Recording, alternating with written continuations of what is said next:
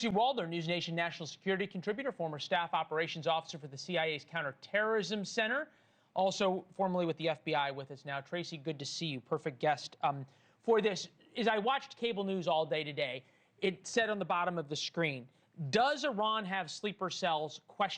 And I thought to myself, it would be more shocking if they didn't have people that they'd infiltrated over the southern border in the past 4 years than if they did. Well, thank you for having me, Leland. And you're absolutely right. I don't even understand why this is a question. I hate to be so blunt, but that's how I feel about it. They have sleeper cells here. They have, quite frankly, for decades. I don't actually think that this is new. I think we may have more of an influx, right, that we're discussing, but this isn't new. They're here. They have been here. They are just waiting for the right moment. And the fact that we're curious and questioning as to whether or not they're here is actually very shocking to me.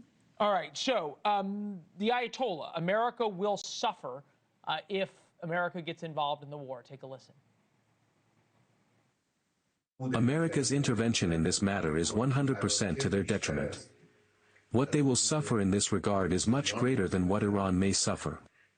The damage America will suffer if it makes a military intervention in this field will undoubtedly be irreparable. What does a sleeper cell attack look like? Is this another 9/11 or something different? I think it could be a combination. I actually don't think it's going to look like a 9/11 type attack, a very complex attack. That's really what 9/11 was. It required a lot of money, a lot of financing, and a lot of planning. I don't think that's what we're going to see here because obviously the world has changed, right, in the last 25 years. And there's been a lot of success in these kind of lone wolf or inspired by attacks. And so I think they're going to be kind of more lone wolf style. I also think that we could be looking at attacks to our critical infrastructure as well that we are not expecting. So I think it's going to look less like a 9/11 style attack, sort of shock and awe, if you will, and more in an unsuspecting way. And I actually am very concerned about our critical infrastructure. Yeah, you think about July 4th coming up, that would be target number one.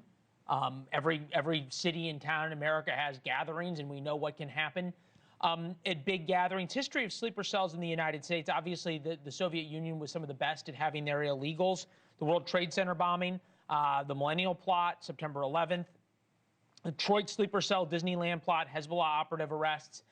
How do you find, and I hate to use the sort of cliche, I don't think you're looking for a needle in a haystack. You're looking for a needle in a hay field or hay barn, right?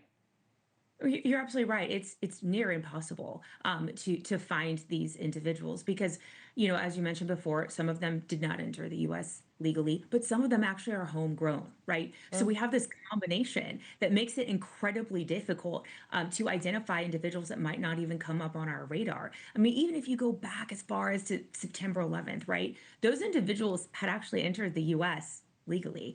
Had we checked their visas properly, obviously we would have known because we know that now. But that's the difficult part of all of this. They lead these seemingly normal lives, right? Drawing no attention to themselves whatsoever. But they have to get messages in some way. They have to get a signal in some way. And that's where I'm hoping they will slip up and we will ultimately catch them. Thank you for watching. Subscribe below and download our NewsNation app right now on your phone, and you will get fact-based, unbiased news for all Americans.